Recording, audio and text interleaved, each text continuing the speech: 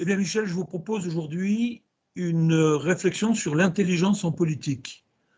Un petit intermède de réflexion entre nos différents entretiens qui mettent en jeu indirectement cette intelligence présente ou pas.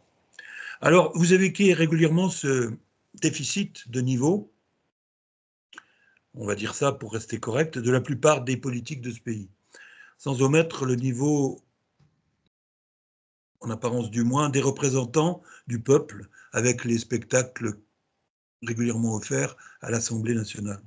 Alors, j'ai déjà évoqué cette anecdote parce que quand j'ai travaillé dans les années 80 avec Jacques Coudot, qui était à l'époque vice-président de la région Rhône-Alpes à la culture, sous la présidence de Charles Millon,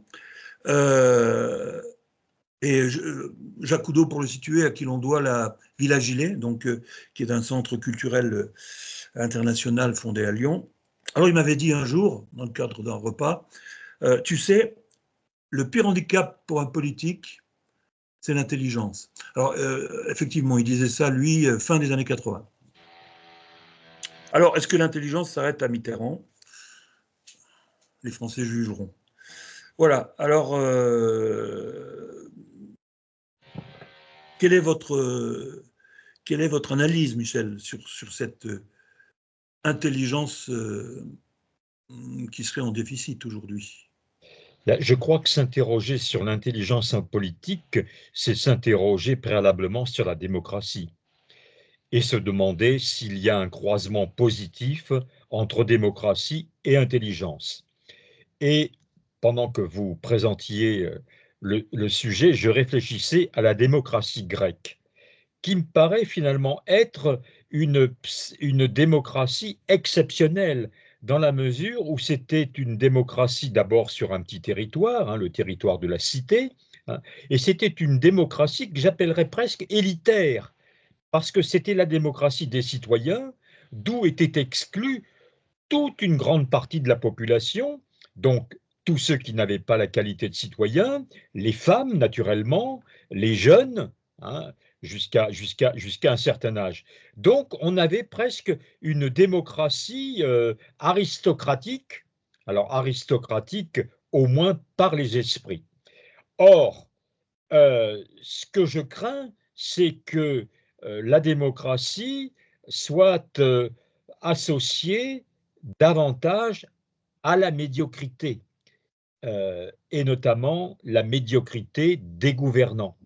J'ai cité ici même quelques illustres représentants en empruntant à l'histoire américaine, Jimmy Carter, dont on vient de célébrer la mort, si l'on peut dire. Bon, marchand de cacahuètes, Reagan, acteur. Voilà, donc on a, en ouvrant la porte au plus grand nombre, eh bien, on a se dirigeant vers le monde politique tous ceux qui, a priori, choisissent de ne pas se diriger vers le monde des affaires. Bon, le monde des affaires, c'est le monde de l'argent. Et par définition, Michel, le monde politique n'est pas...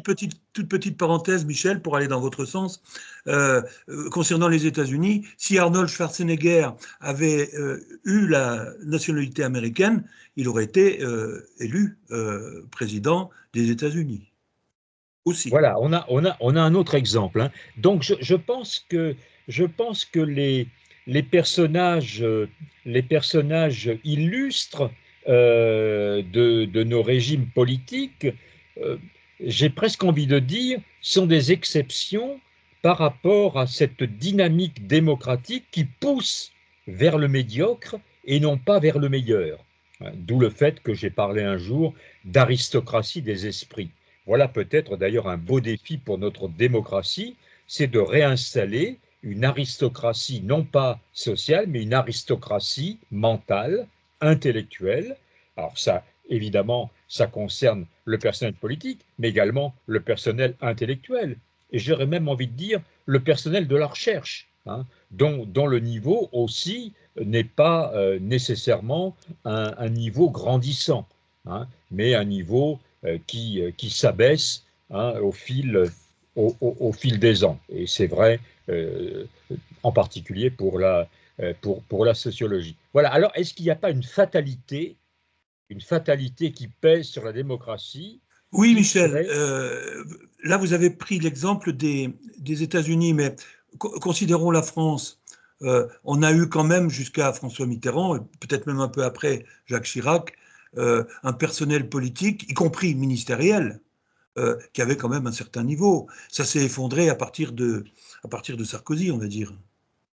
Bien, je pense que le grand basculement, c'est quand effectivement le politique est passé d'une logique de pouvoir à une logique de communication. Voilà. Quand finalement il s'est agi pour les uns et les autres, simplement eh bien, de dire trois ou quatre mots, de faire le buzz Voire avec plus. telle ou telle petite phrase. Voilà, c'est la victoire des petites phrases. Mais La victoire des petites... vous avez Attendez, tellement laissez-moi raison, terminer. Michel. La victoire des petites phrases sur la logique des grandes pensées.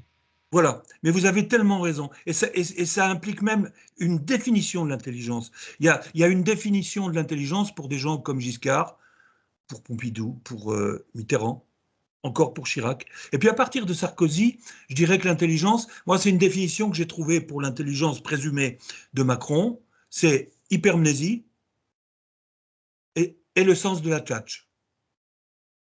Voilà, Voilà, ça fait alors illusion. par rapport à Sarkozy, il faut ne pas oublier que c'est le premier qui est véritablement entré dans l'ère du quinquennat. Hein, je laisse de Aussi, oui. côté le président Chirac, voilà. Mais dans l'ère du quinquennat, c'est-à-dire aussi dans l'ère de la quotidienneté. Donc, pour le coup, le politique a abandonné les hauteurs, qui sont par définition celles de l'intelligence, hein, au quotidien, c'est-à-dire les petites affaires.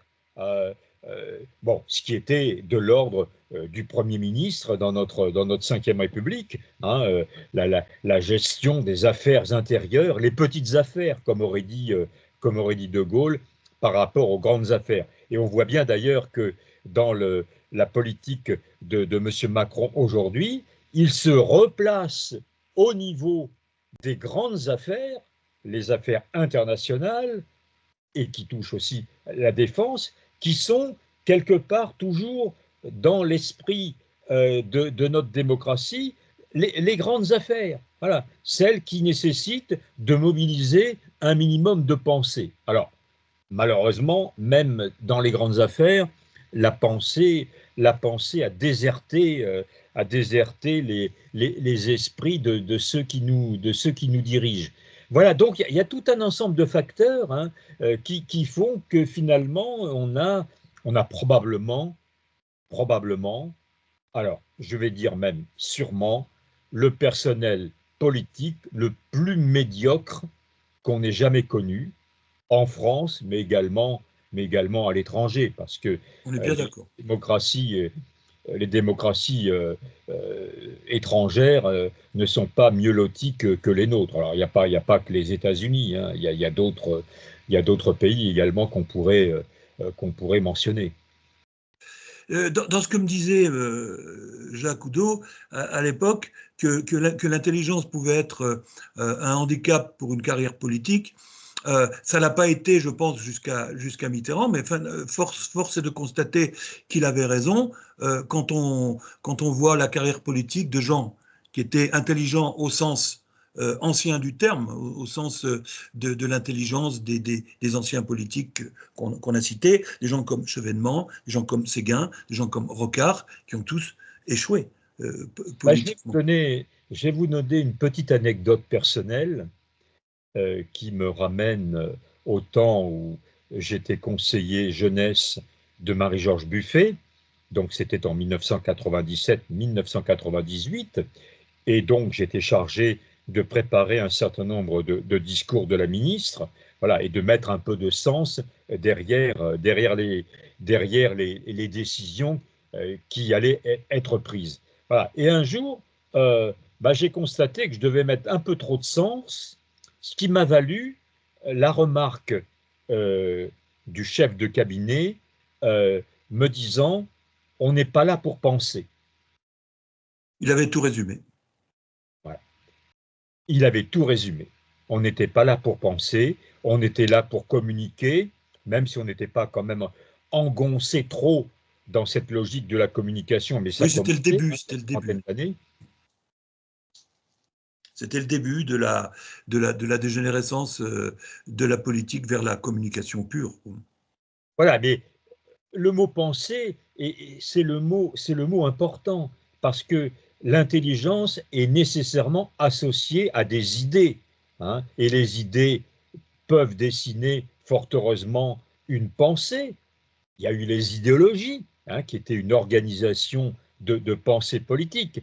À partir du moment où tout ça a volé en éclats, qu'il ne reste plus rien, hein, puisque bon, aujourd'hui, on parle encore de libéralisme, hein. J'entendais hier sur un plateau de télévision parler de populisme. On ne sait plus très très bien d'ailleurs ce que ça ressemble. Bon, sauf que l'intervenant qui parlait de populisme disait que c'était vraiment une idéologie à minima, hein, qui n'avait pas véritablement un corps de doctrine derrière. Voilà, mais parce qu'encore une fois, aujourd'hui, on se contente de quelque chose qui aussi a fait glisser l'intelligence à la trappe, on se contente de l'affirmation, Alors là, pas Michel, d'argumentation, pas là, d'argumentation. vous ouvrez un débat gigantesque avec cette simple affirmation de lier la pensée avec l'intelligence. Ça paraît évident, mais quand on parle d'intelligence artificielle, on ne parle jamais de production de pensée, on parle de production d'information. Oui, parce qu'en réalité, l'intelligence artificielle n'est pas une intelligence. On est bien d'accord. L'intelligence artificielle, c'est simplement une application d'ordre que les humains donnent aux machines. On est dans Voilà. le quantitatif. Voilà. Alors évidemment, on peut rêver, et certains le font déjà, on peut rêver de machines qui éprouveront des émotions, hein. D'ailleurs, euh, je l'avais écrit il y a quelques années dans un livre, hein, de l'abîme à l'espoir, où je m'interrogeais déjà, avec d'autres, sur le fait qu'un jour, peut-être, les machines prendraient le pouvoir, hein, notre intelligence artificielle nous glisserait des mains, hein, et finalement, eh bien, déciderait à notre place, au moins dans un certain nombre de domaines. Tout est possible, hein. Mais pour le moment, je pense que c'est un abus de langage que de parler d'intelligence artificielle. Voilà. Et comme c'est un abus de langage de parler d'une intelligence supérieure concernant une personne comme Macron qui produit, en tout cas dans le public, dans le privé, c'est plus notre affaire, mais dans le public, qui produit à peu près pas de pensée. On est bien d'accord. Voilà. Et puis, qui ne produit pas ce qui est quand même l'une des définitions de l'intelligence, c'est la capacité d'adaptation. Hein, hein. Donc Emmanuel Macron ne s'adapte pas aux événements, il essaie de faire que les événements s'adaptent à lui, hein, et s'adaptent à sa psychologie. Voilà, hein. Bon, dès lors que on ne peut pas, mais voilà, mais on ne peut pas s'adapter aux événements quand on les comprend pas, quand on ne les a pas analysés. Donc quand on n'a pas fait preuve d'intelligence, quand on n'a pas mobilisé la raison, quand on est débordé constamment par les émotions, hein. On est aujourd'hui dans des systèmes émotionnels, hein. Je travaille un petit peu à cette question. Voilà, le croisement naturel entre raison et émotion, qui a caractérisé toutes nos sociétés antérieures, ne se fait plus. L'émotion est ultra dominante, hein. Elle a écrasé la raison comme elle a écrasé l'intelligence. Voilà, c'est voir dans quel fichu pétrin nous sommes aujourd'hui. Mais écoutez, Michel, au fur et à mesure de nos entretiens, on va essayer à notre humble niveau, comme Gilles Deleuze, euh, euh, de créer des concepts, de créer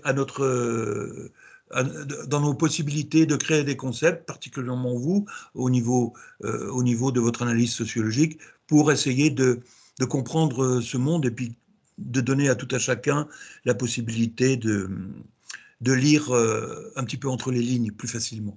Voilà. Oui, et pour préciser un petit peu ça, puisque vous parliez de concept, hein, il faut savoir quand même que l'intelligence, par définition, elle a quand même une grande caractéristique d'abstraction, hein. C'est l'intelligence abstraite, hein, qui